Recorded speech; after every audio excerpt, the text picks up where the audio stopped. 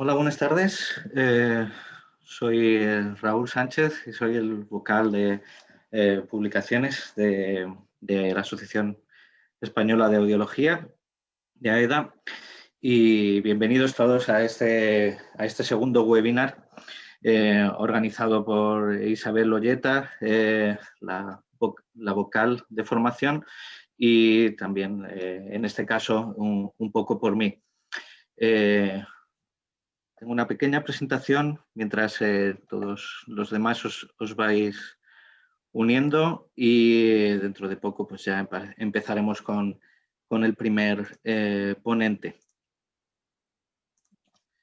Tenemos dos ponentes hoy para hablar de validación de la rehabilitación auditiva, cómo capturar las experiencias de los usuarios de ayudas auditivas en situaciones del día a día. Nuestro primer ponente es Óscar Cañete, que es licenciado audiólogo por la Universidad de Chile. Trabajó como 10 años como audiólogo clínico en el servicio de otorrinolaringología del Hospital Padre Hurtado y la clínica Endisa. Y después marchó a Nueva Zelanda, a las antípodas de España, y allí completó su doctorado en audiología. Actualmente trabaja en la Universidad Técnica de Dinamarca haciendo un postdoctorado en el proyecto Better Hearing Rehabilitation. He de decir que tanto Óscar como Rodrigo, como yo hasta hace unos meses, hemos formado parte de este proyecto.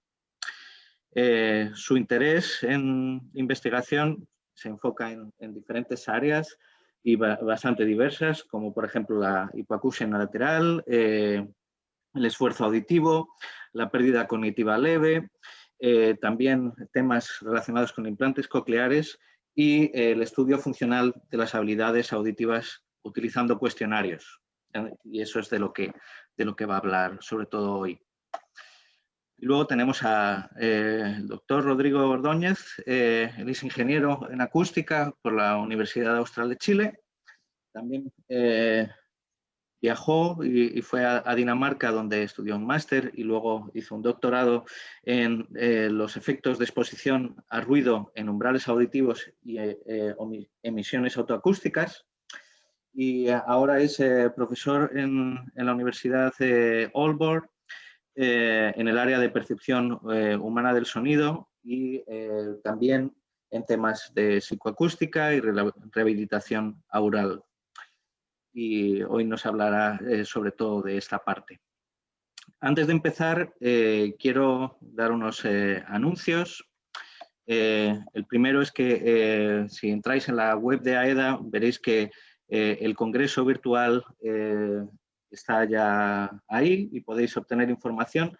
Será los días 4 y 5 de junio y está subvencionado para todos los socios de AEDA. Es decir, que los socios no tendrán que abonar ninguna cuota al registrarse.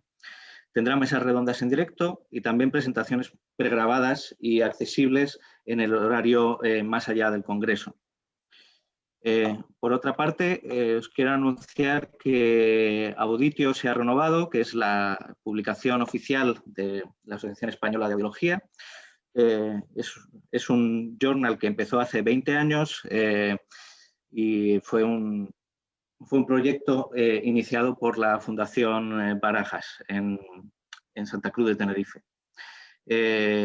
A partir de ahora se va a convertir en una publicación bilingüe, internacional, open access y con una nueva dirección editorial. Y nos gustaría que todos los socios de AEDA conocieran de la revista y participaran de ella. El día 3 de marzo es el Día Mundial de la Audición y con motivo de esto van a haber diferentes eventos.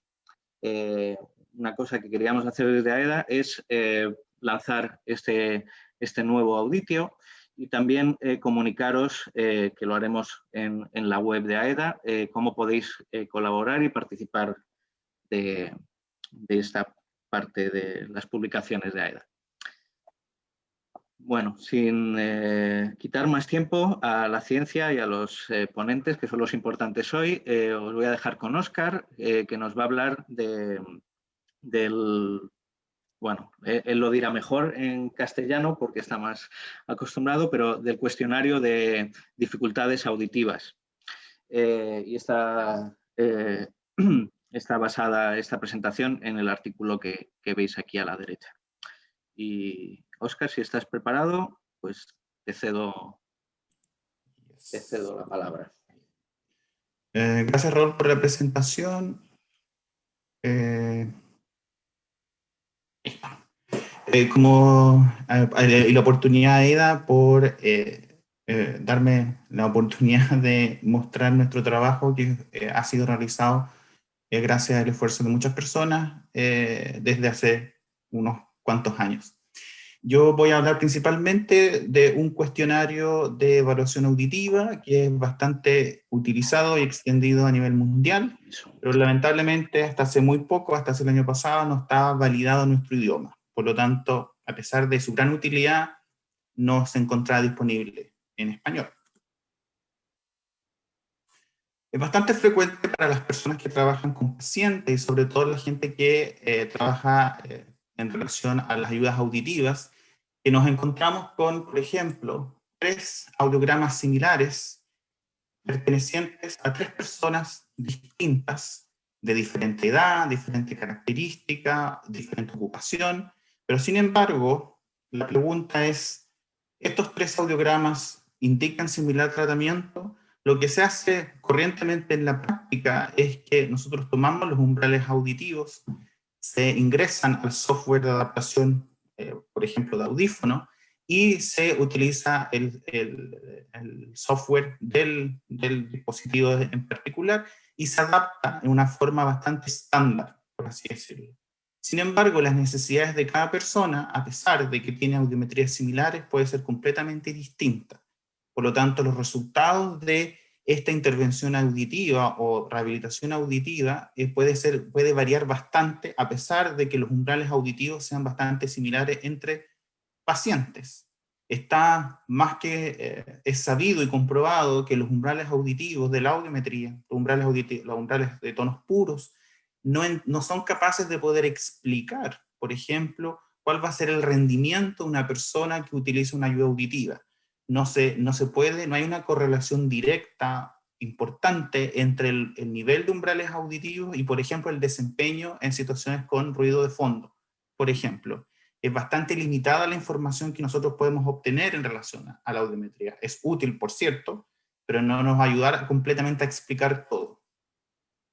Una cosa que debemos considerar de que cuando nosotros realizamos las evaluaciones auditivas de cualquier tipo, normalmente estas evaluaciones se realizan en condiciones ideales, que son muy lejos de las condiciones de la vida diaria de una persona. Generalmente tenemos que recordar que las personas pasan en ambientes donde las condiciones auditivas no son ideales, por ejemplo, salas de clases, oficinas, cines, restaurantes, reuniones familiares, parques, donde están muy, muy alejados de lo que nosotros tenemos en nuestra sala de atención o en un hospital, etc. Por lo tanto, por mucho que nosotros hagamos mucho el esfuerzo de proveer una adaptación funcional, por así decirlo, la más adecuada, puede ser que no sea la realidad que vive la persona. Por eso, siguiendo la tendencia mundial, bajo la clasificación internacional de funcionalidad, se sugiere la incorporación de medidas más funcionales a cualquier tipo de rehabilitación, no solamente la auditiva, no solamente basándose en medidas objetivas, por ejemplo, como podría ser la audiometría o medidas de dedo real, o, por ejemplo, reconocimiento del habla en ruido, por ejemplo. Se sugiere la incorporación de otras medidas funcionales que podríamos decir que son más subjetivas, pero que también proporcionan una información más global de la funcionalidad de la persona, no solo de la limitación física que le produce una condición determinada. Es por eso, si nosotros revisamos la bibliografía internacional o las referencias o las guías clínicas internacionales, encontramos que hay sugerencias de la utilización de cuestionarios de evaluación funcional en Canadá, por ejemplo, en relación a la amplificación en niños, También tenemos algunas sugerencias relacionadas proporcionadas por la Haya o por grupos de investigadores en Estados Unidos en pacientes de diferentes edades, donde se sugiere la utilización y la incorporación de cuestionarios de evaluación. También tenemos lo que pasa en los países escandinavos, que desde el año 99 se sugerían unas condiciones mínimas de evaluación, que incluían el cuestionario. No se señalaba qué tipo ni cuál específico, pero se señalaba la utilización de ellos. También en Australia y en Nueva Zelanda también se sugiere la utilización de los cuestionarios. En Chile también el gobierno de Chile proporciona sistemas de amplificación a los adultos, a todos los adultos que presentan una hipoacusia, y en las guías clínicas se incorpora la utilización de cuestionarios de evaluación, más que nada de funcionalidad, más que nada del beneficio. También hay para eso. Ahora, ¿qué información nos proporcionan los cuestionarios? ¿Por qué es importante considerarlos dentro de nuestra evaluación o dentro de nuestro programa de rehabilitación? Son importantes porque no solo nos dan información sobre lo que escucha el paciente, sino como también utiliza lo que oye en su vida diaria. Cómo las conductas auditivas cambian dependiendo del ambiente bajo diferentes condiciones o diferentes hablantes. Nos informan sobre las necesidades individuales para la intervención o evaluación, y nos ayudan como una documentación sobre los beneficios de la amplificación o intervención. Hay diferentes tipos de cuestionarios que evalúan diferentes dominios, por así decirlo. Hay algunos que evalúan la funcionalidad, otros que evalúan el beneficio de la amplificación, y cada uno está enfocado a diferentes áreas. Yo principalmente me voy a enfocar a la funcionalidad. Esto es bastante interesante porque hay que recordar que, por ejemplo, el español es la cuarta lengua más hablada en el mundo, con cerca de 540 millones de personas, y la segunda, después del mandarín, con más hablantes nativos, cerca de más de 400 millones de personas. A pesar de eso, la disponibilidad de cuestionarios funcionales o cuestionarios en audiología validados adecuadamente es bastante limitado. Es casi inexistente en algunos casos. En estos últimos años ha aumentado, pero no es comparado con otros idiomas, como por ejemplo el sueco, por ejemplo, aparte de inglés, por supuesto, porque la mayoría de los cuestionarios fueron originados para la lengua inglesa. A pesar de eso, y a pesar de los años que han pasado, todavía no tenemos material validado apropiadamente. Aquí hay unos ejemplos de algunos cuestionarios que están validados al español. Cuando yo me refiero a validación, la validación es un proceso donde se ajustan lingüísticamente de idioma, lingüística y culturalmente los cuestionarios en general de salud, por ejemplo. Y eso es un proceso que se debe realizar antes de aplicar un cuestionario que no está en el idioma original. Este proceso no es un proceso difícil, es un proceso, una metodología para hacerlo, hay guías donde indican cómo hacerlo, pero requiere un poco de tiempo. Debemos recordar que dentro de un mismo país, a pesar de que se hable el mismo idioma, hay diferencias culturales y de lenguaje que pueden afectar la comprensión del idioma. Además, también hay que pensar que muchos de estos cuestionarios fueron creados para ser aplicados hace 20, 30 años atrás, donde probablemente el lenguaje puede haber sido distinto, y también existe, cuando uno traduce un cuestionario a otro idioma diferente del original, lo más probable de que hayan, por ejemplo, conceptos o redacción que no sean traducibles. Estos son algunos ejemplos de los cuestionarios que están validados, que están publicados. Bueno, yo los que encontré eran bastante de población chilena, hay de población mexicana, que es la HHI, que es uno de los más conocidos, pero tiene cerca de 40 años, y tenemos el IOI, o el CIRUE, que también está validado en Chile, pero lamentablemente no está publicado, pero se puede utilizar. Bueno, ¿por qué nosotros escogimos el SSQ? Bueno, aquí podemos observar desde que el SSQ, cuando fue originado, cuando fue desarrollado, fue en el año 2004, y como ustedes pueden observar, que es ampliamente utilizado. Este es el número de artículos donde incluyen y consideran el SSQ en diferentes situaciones, y como pueden ver que ha ido aumentando, con alguna excepción del 2014, ha ido aumentando el número de papers o artículos que incluyen el SSQ o investigaciones que lo utilizan. Por lo tanto, es ampliamente utilizado, principalmente su versión de 49 preguntas, que es la versión original. También hay otras versiones en otros idiomas como sueco, danés, francés, portugués, etc. Por eso nosotros los escogimos. Sin embargo, como ya les dije anteriormente, fue desarrollado en 2004, presentaba 49 preguntas. Es un cuestionario de autoevaluación que mide la discapacidad auditiva en diferentes situaciones, reflejando la realidad de la vida diaria. Tiene 3 subdominios o subescalas, donde podemos agrupar los resultados, que es del habla, audición espacial y cualidades auditivas. Están disponibles en diferentes versiones. Hay diferentes versiones acortadas que utilizan menos preguntas. También hay una versión para niños, profesores y padres. Y también hay versiones para evaluar beneficios de la amplificación y comparación entre dispositivos auditivos. Nosotros seleccionamos el cuestionario de 12 preguntas porque era mucho mejor para la aplicación clínica, porque 49 preguntas es muy extenso. ¿Qué sabíamos del SSQ en español? Estaba disponible en la página del MRC, que es una institución inglesa, ya no existe. Estaba disponible, había una traducción libre al español de las 49 preguntas, pero no había ningún reporte sobre la validación del cuestionario. Recientemente, el año pasado, se publicó una adaptación cultural al español colombiano, pero sin una evaluación de validez, solamente de lenguaje.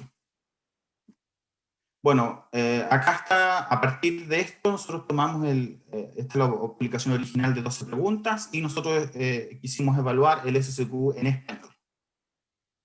Como dije anteriormente, el objetivo de nuestra investigación fue investigar la confiabilidad y la validez de este cuestionario y proporcionar valores de referencia para poblaciones oyentes y con pérdida auditiva. Hicimos un estudio piloto donde se tomaron las preguntas que ya estaban traducidas al español, la traducción libre. Hicimos un estudio piloto, se hicieron personas expertos, evaluaron la traducción, hicimos una traducción inversa, todo el proceso que corresponde, y lo aplicamos en 36 adultos en un estudio piloto que se hizo. A partir de eso, desarrollamos las preguntas, las establecimos. Este es un ejemplo de las 12 preguntas y las subescalas que corresponden a cada pregunta. Esta es la escala de cómo se responde. Es bastante simple, va de entre 0 a 10 puntos, donde 10 puntos es perfectamente o ninguna dificultad. Eso quiere decir que la persona no experimenta o no percibe ninguna dificultad para una pregunta determinada.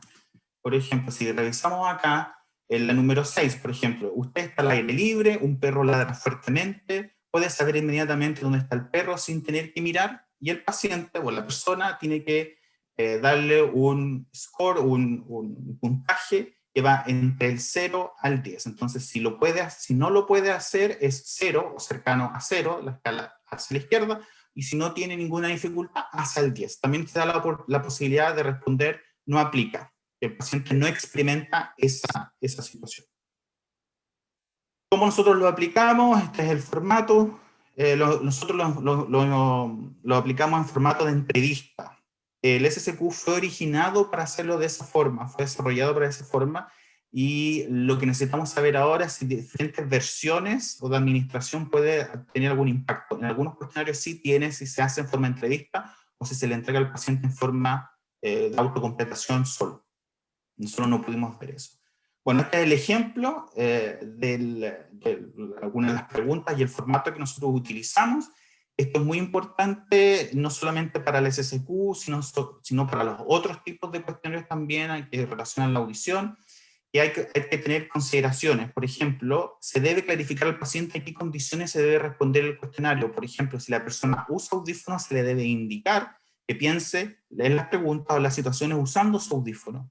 Porque nosotros no podemos dar por hecho que el paciente sabe lo que nosotros queremos, porque puede ser que respondan pensando sin audífono, y eso ocurre.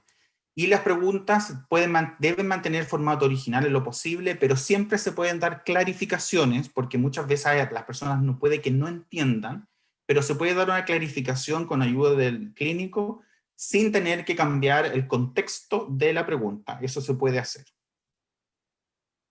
¿Qué resultados nos obtuvimos? Se tomaron 150 participantes con hipoacusia, sin hipoacusia. Estas son las características demográficas de las personas que nosotros reclutamos. 67 personas con normoyentes y 83 con hipoacusia.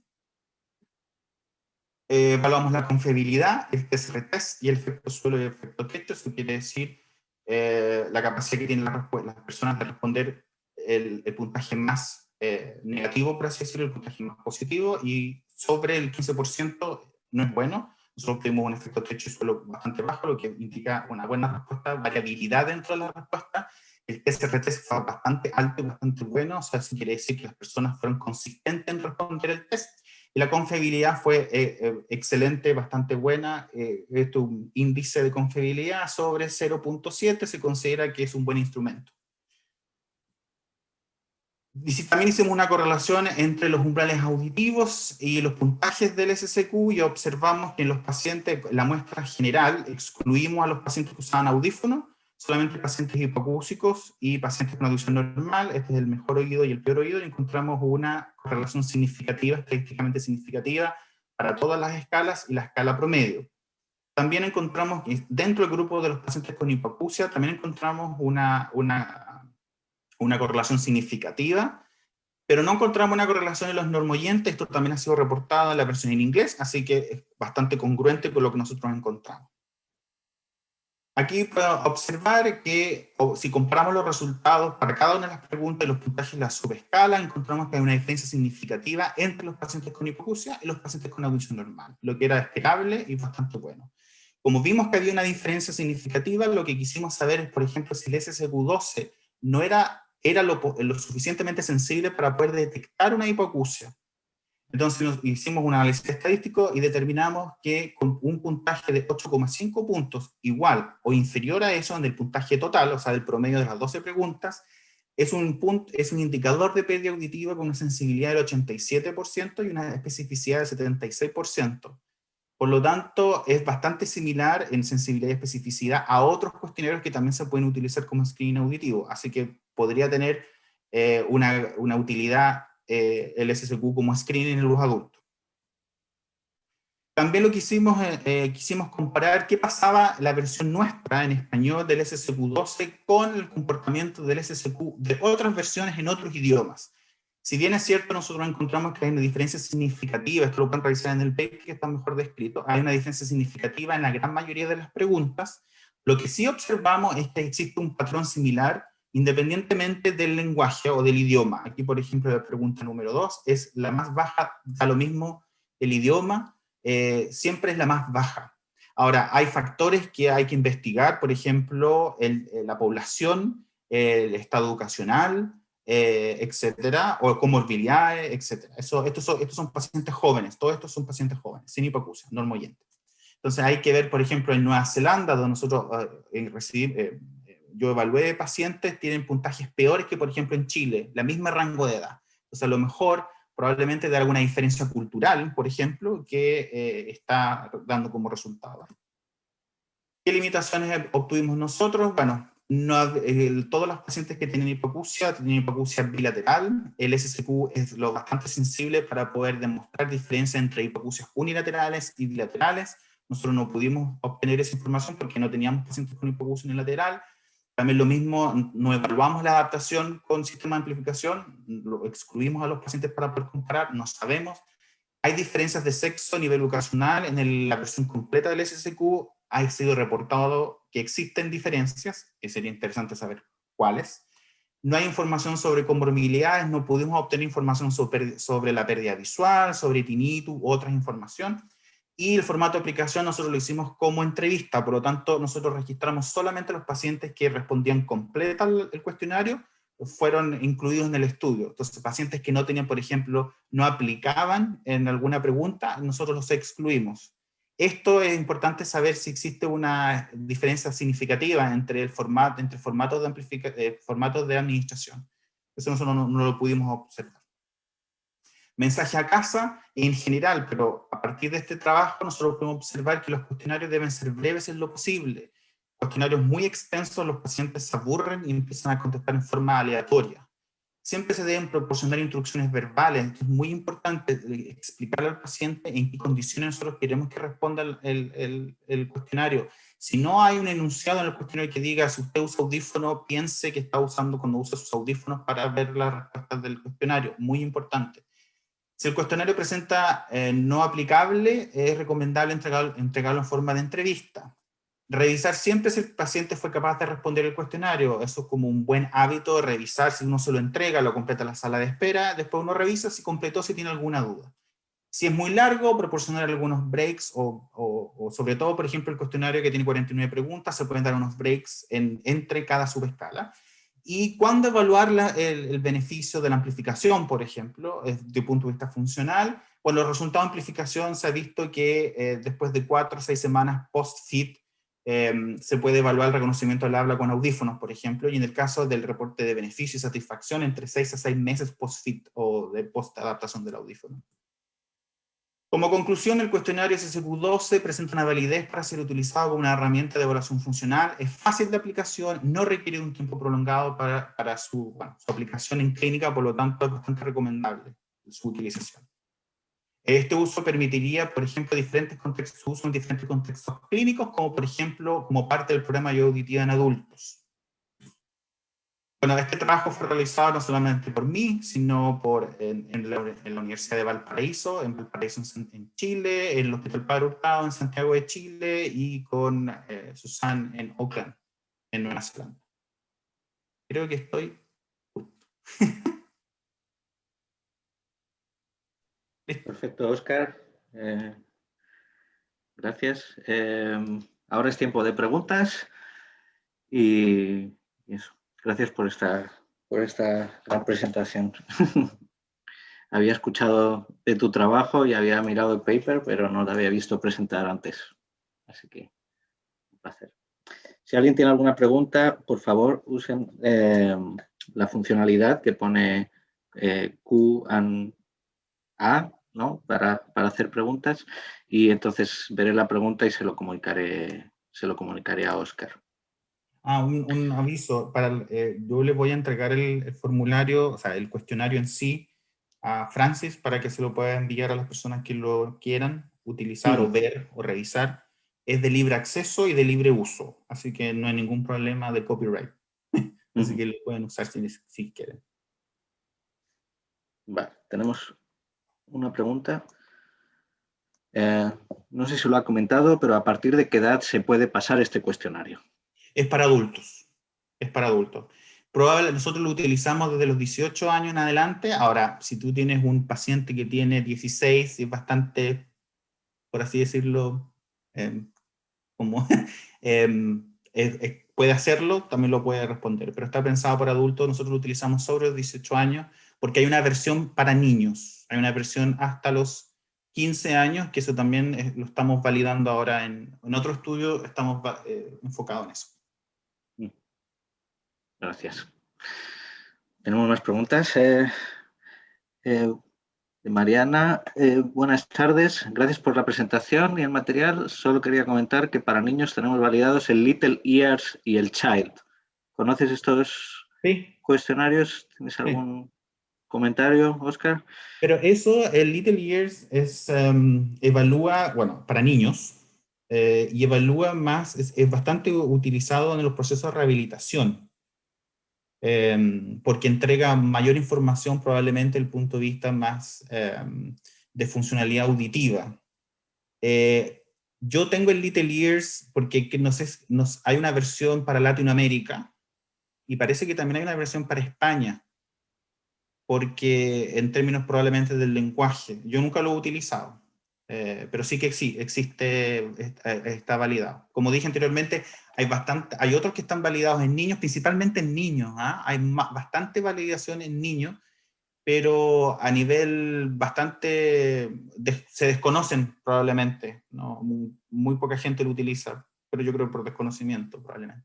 Pero son bastante útiles, sí, son bastante útiles. Ok.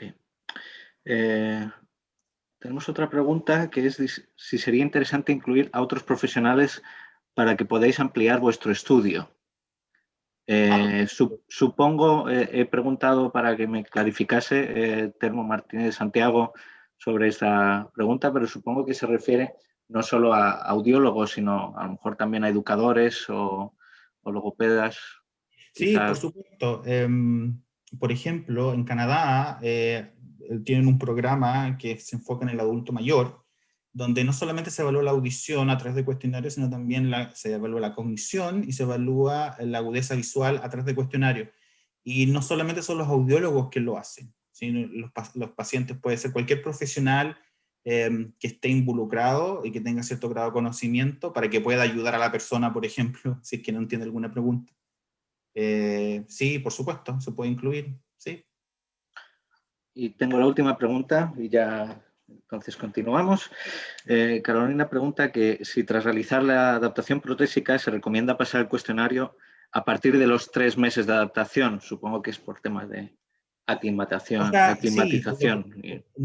sí, no sé si, o sea, nosotros no establecimos eso particularmente para el SSQ, pero hay evidencia que indica que durante los primeros meses de uso de audífono, el paciente tiene que detectar en qué condiciones necesita el audífono, en qué condiciones no lo necesita, y empieza a percibir cuál es su beneficio, o cuál es su mejoramiento o su empeoramiento.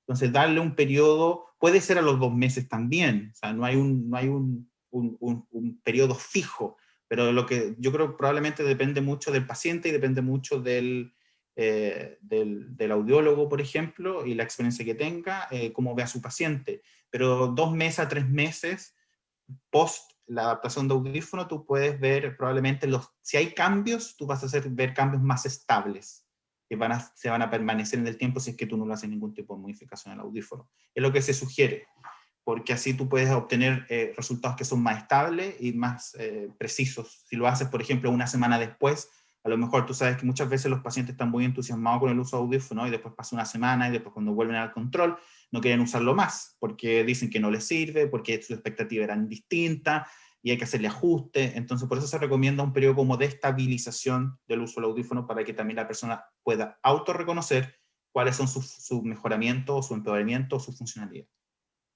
Muy bien. Muchas gracias, Óscar, y a todos los que os habéis animado a hacer preguntas. Antes de pasar a Rodrigo, quiero hacer un par de anuncios. Simplemente recordaros que el 3 de marzo es el Día Mundial de la Audición y va a haber muchas iniciativas y muchos eventos alrededor del mundo apoyados por asociaciones internacionales como la ISA y EFAS también, y también AEDA. Y si entráis en el World Health Organization y en la web de la International Society of Audiology, la Organización Internacional de Audiología, podéis ver más detalles.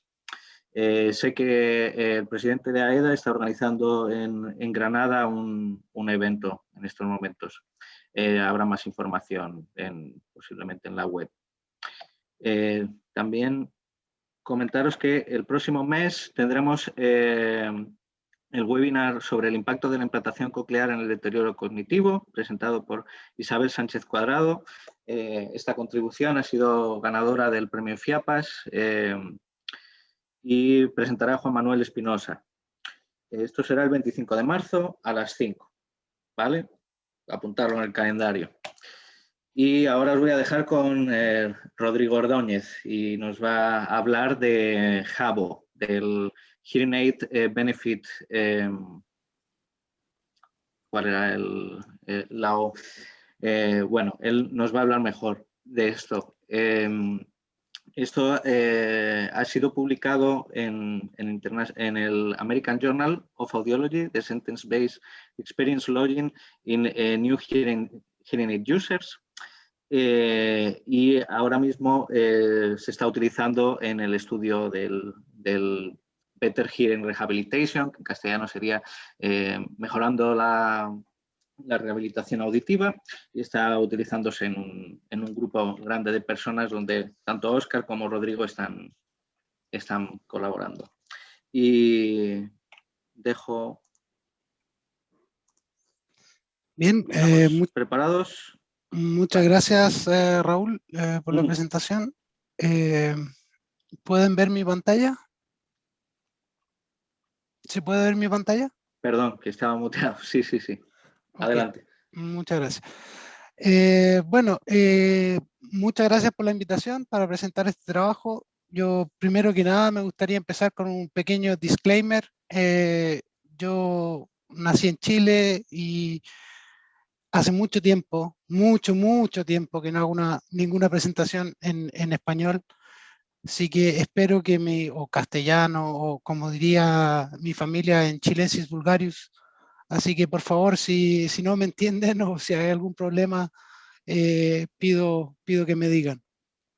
Bueno, como dijo Raúl, esta presentación va a ser acerca del HABO, que significa Hörapparatbrugeroplevelse, o experiencias de usuarios de audífonos, más corto.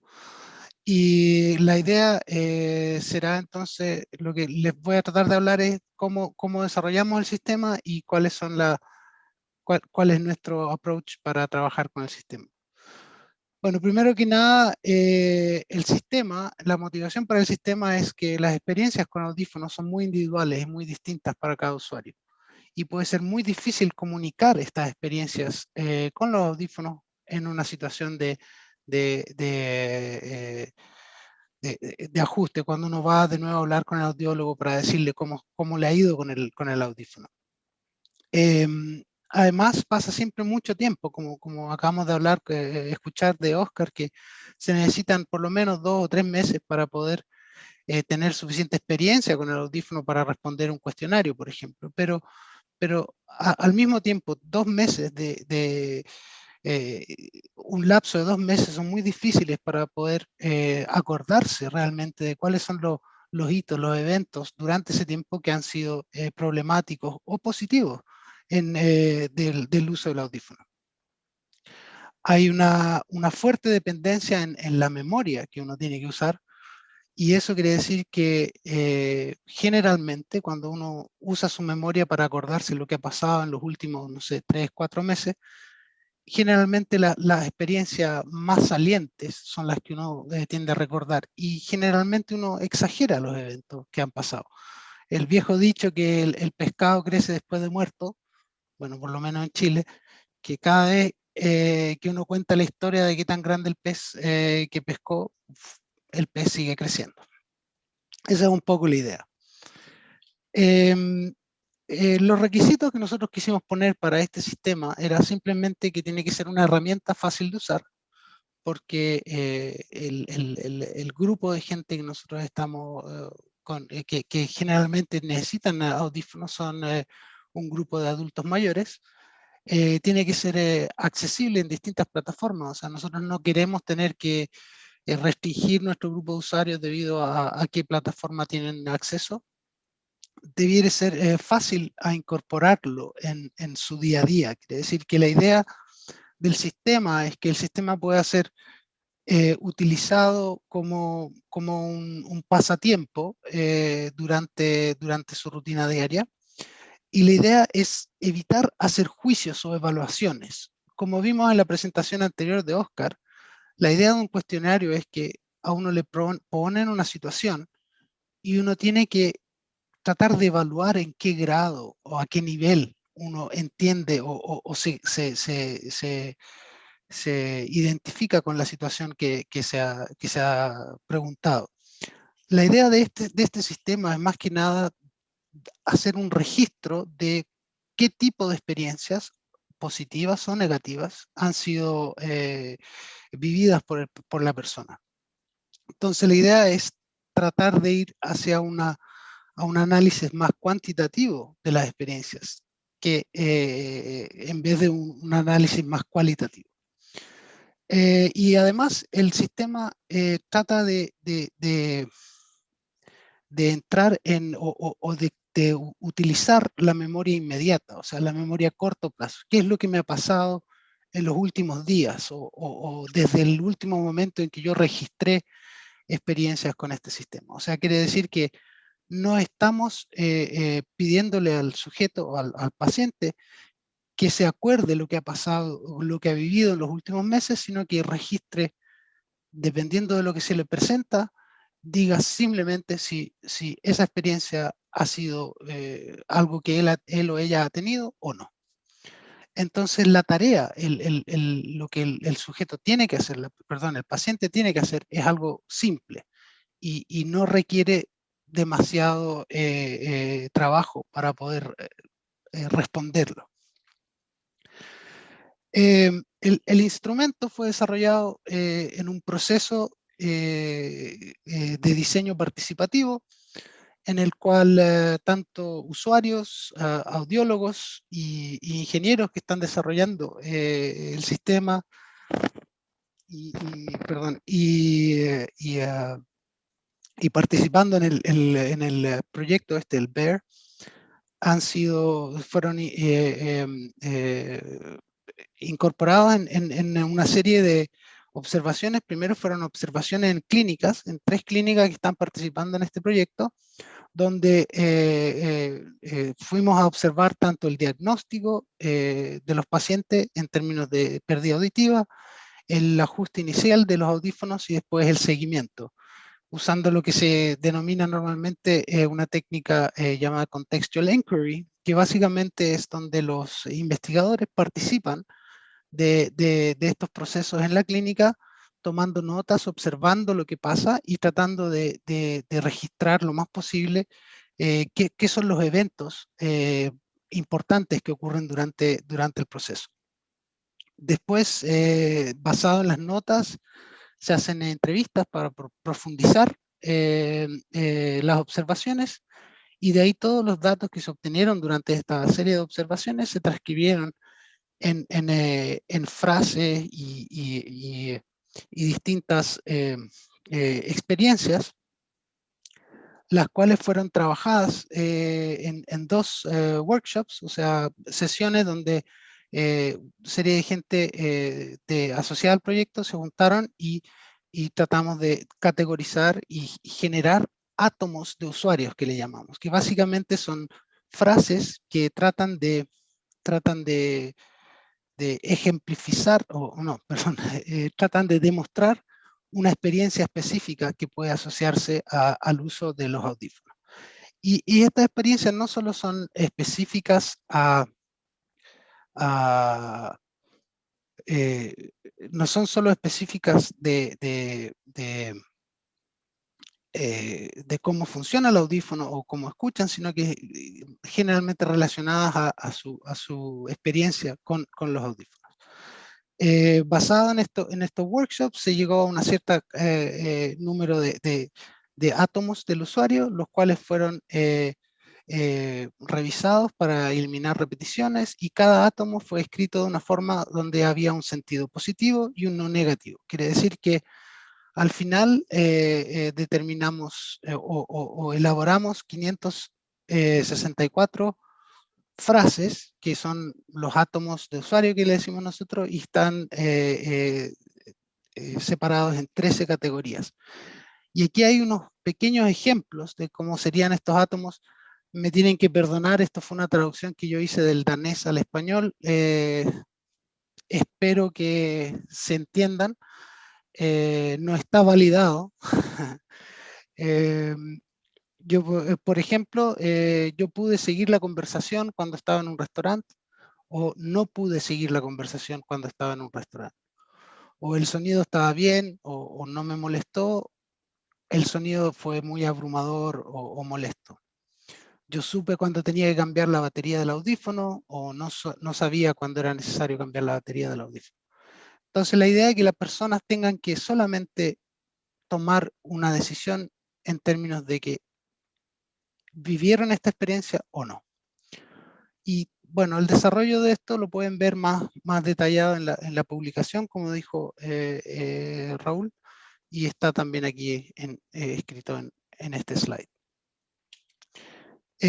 Aquí un sumario, y esta es una figura de la publicación que demuestra las 13 categorías y la cantidad de preguntas que hay en cada categoría. Obviamente que la categoría de habla o entendimiento del habla es una de las categorías más importantes para el desarrollo de audífonos.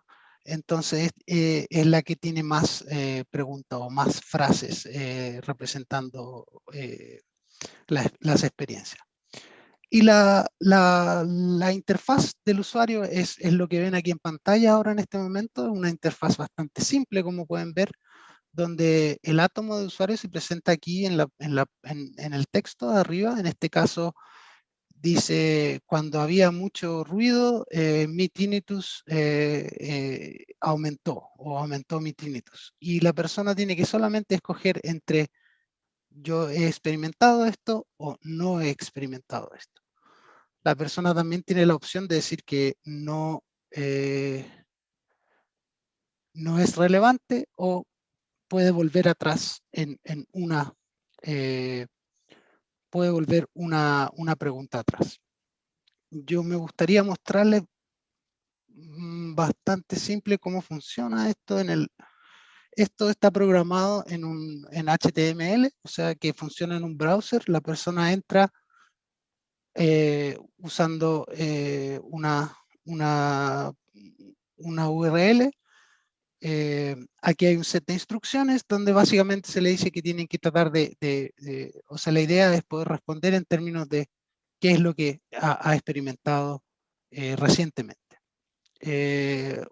Hace un login y tiene el sistema donde puede ir diciendo si experimentó o no experimentó la dicha frase.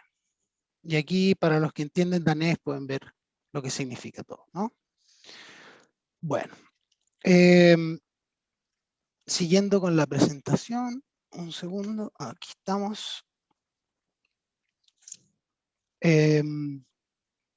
Hemos hace poco, o a final del año pasado, concluimos un experimento piloto con 57 pacientes.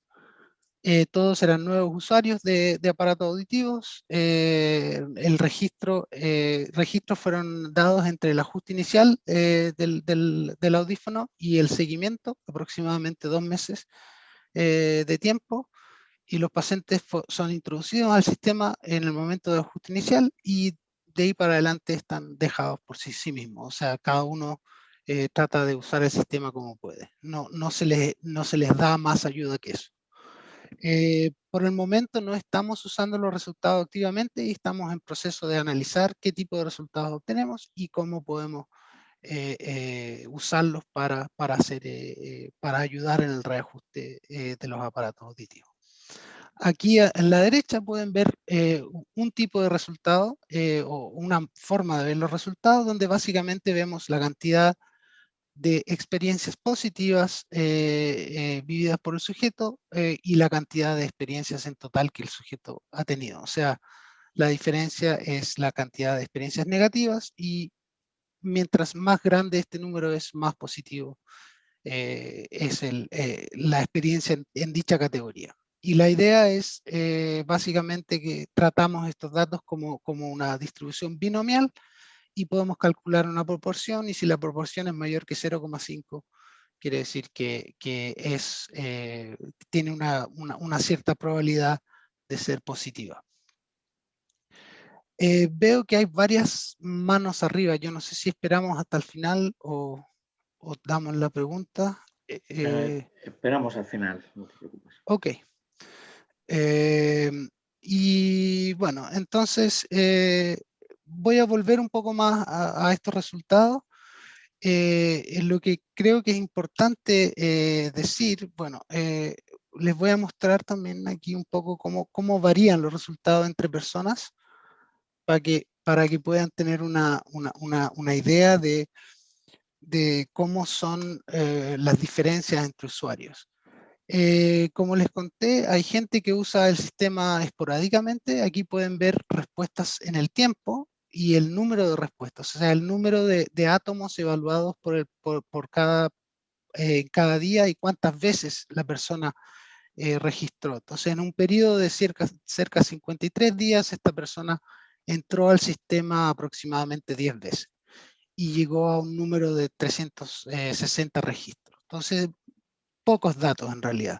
Aquí otra persona que también registró solamente 4 veces, se metió en el sistema y registró una cantidad mayor, o sea, 600 registros, pero igual todavía son pocas observaciones. Y así uno va viendo que si la persona usa más el sistema, puede tener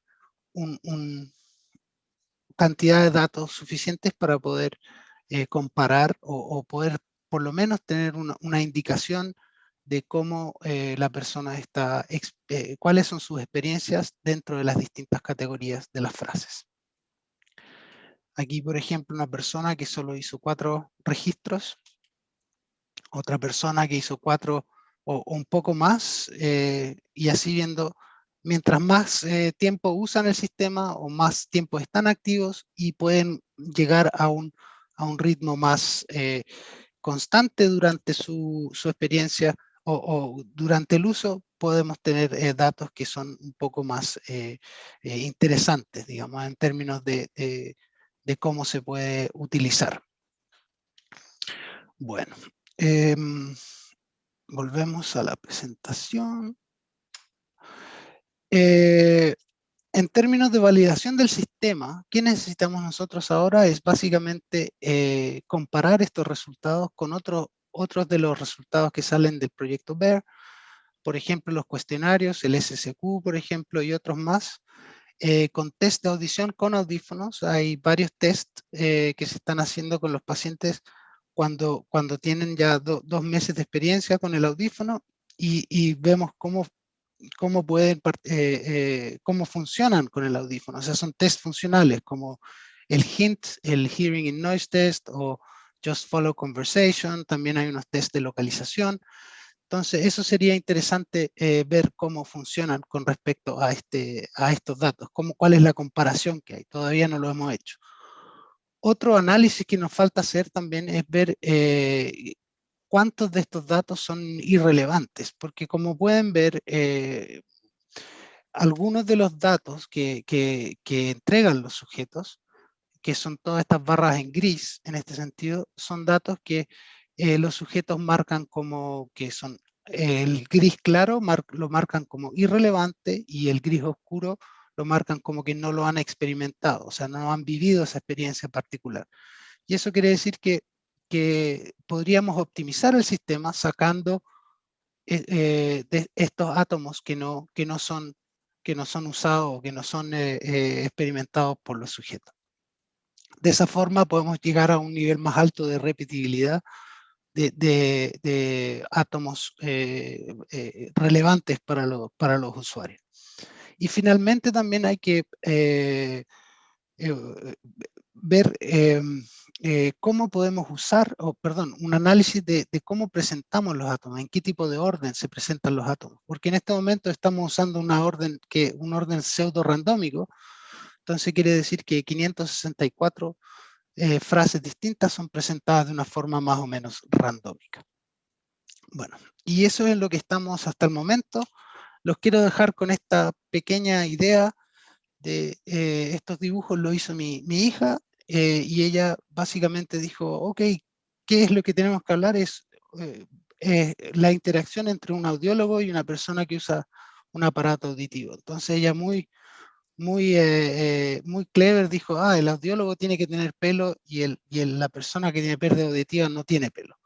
Entonces ahí están el paciente y el audiólogo y están conversando en la situación donde no se ven hace 2 meses y el audiólogo no sabe cuáles son los problemas que ha tenido y la persona no sabe cómo o qué decir, qué es importante para su rehabilitación. En el caso que han usado el jabo, uno puede hipotetizar, en la hipótesis es que el audiólogo va a tener mayores herramientas para poder decir qué es lo que el problema que tiene el usuario, y el usuario va a poder también tener una idea de qué son cosas que son importantes mencionar durante la sesión con el audiólogo. Bueno, eso sería todo. Muchas gracias por su atención y estoy dispuesto a preguntas. Bien. Muchas gracias, Rodrigo. Ha sido, igual que con Óscar, ha sido genial ver la presentación y en castellano. Y gracias. Te agradezco mucho que hayas hecho todo este esfuerzo, porque yo no llevo tantos años fuera de España, pero también me cuesta a veces sí, no es fácil, el hablar castellano. Bueno, quiero decir que hay bastantes personas utilizando el chat y copiaré lo que está en el chat y lo compartiremos, pero las preguntas deberían estar donde pone respuestas, preguntas y respuestas, ¿vale? Tengo ya... Bueno, Francisco José Lancha dice: muchas gracias por tu esfuerzo lingüístico. De nada, se agradece. Muy interesante, dice Laura Ceballos. Y bueno, yo tengo una pregunta para vosotros dos, mientras alguien más se anima a preguntar. Me da la impresión, pero igual estoy equivocado, que Jabo parece una herramienta muy interesante al principio de la adaptación, durante ese tiempo de aclimatización, durante el tiempo donde el paciente tiene un audífono nuevo y es nuevo usuario, o tiene un audífono nuevo y ha tenido otra cosa, que queremos estar con él, pero no podemos. Y que los cuestionarios es algo más retrospectivo y formal, que ya ha pasado tiempo y queremos poner un número de decir, bueno, con este paciente ya podemos dar por validada la adaptación o tenemos que repensarla. ¿Qué es lo que pensáis? Primero, Rodrigo, que eres... Gracias. Mira, yo estoy de acuerdo. La idea, un poco, la premisa que nosotros tenemos con este tipo de instrumento es que la persona puede desarrollar un vocabulario acerca de cuáles son los problemas que puede tener, de la persona es confrontada con situaciones que de repente no han experimentado, pero les puede dar una idea de cuáles son los posibles problemas y le puede ayudar un poco a tener una idea más detallada de cuál es su qué es lo que le va pasando durante este proceso de adaptación. Una de, una de las cosas que yo creo que la mayor diferencia que hay entre un cuestionario y este tipo de instrumento es el proceso de evaluación. Si yo te digo a ti que tú tienes que decirme en una escala de 1 a 10 qué tan bien suena tu aparato auditivo o qué tan bien puedes localizar la dirección de ruido, tú tienes que tomar una decisión en términos de tu propio entendimiento de la pregunta y también de tu entendimiento de cómo es la escala, qué es lo que significa 1, qué es lo que significa 10. Eso es algo, por ejemplo, que Oscar también demostró que hay diferencias culturales en la forma de leer la escala o de representar tu respuesta en la escala. Eso de alguna forma se elimina aquí y además uno trata de hacer una evaluación de qué es lo que ha pasado en un tiempo próximo, o sea, en los últimos días, en los últimos 2 días. Si alguna de estas experiencias que yo leo las viví en los últimos días, yo digo que sí. Si no, no. Y quiere decir que ese es el punto más válido o lo que nosotros tenemos como distinto en este sistema comparado con un cuestionario, diría yo.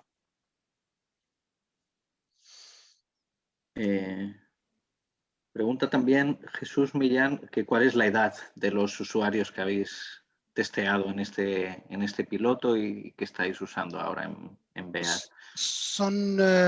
Creo que la edad promedio está cercana a los 70. Si no, Oscar puede responder eso con más precisión porque él está mirando bien a todos los, pero es 60 y varios. Sí. Y los más jóvenes para el piloto fueron 50 años. Claro. Pero el promedio son 70, 67, 70. Claro. Es un poco, también obviamente tenemos que considerar aquí que esto es una herramienta virtual, o sea, es algo que está programado en HTML, se accede a través de un web browser y obviamente no todos los abuelitos y abuelitas van a poder estar a caballo con el sistema, pero se trata de hacer un sistema que es flexible, se puede usar en un tablet, en un teléfono, en un web browser, y una vez que uno se activa en el sistema, el proceso de verificación de que eres tú y todo es súper fácil.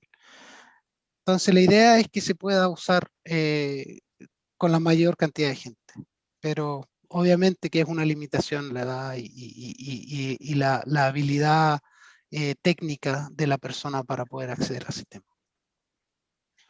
Vale. Pregunta Alba Rufo y antes de decir la pregunta voy a decir que esto es todavía el SSQ es algo que ya lleva pues casi 20 años que existe, pero esto Jabo es algo muy, muy reciente y está en un periodo muy de investigación. Pero dice, ¿durante cuánto tiempo lo realizan los pacientes para saber si hay que reajustar o evaluar de nuevo la audición? ¿Vale? Mira, Es una buena pregunta. excelente pregunta. Y en un tiempo cercano, ojalá, este tipo de datos puedan, o sea, en el momento yo tengo en tiempo real, obtengo los datos que los pacientes registran en el sistema. O sea, yo puedo meterme todos los días al sistema y ver cuántos datos hay. Si esa información se hace llegar a la gente adecuada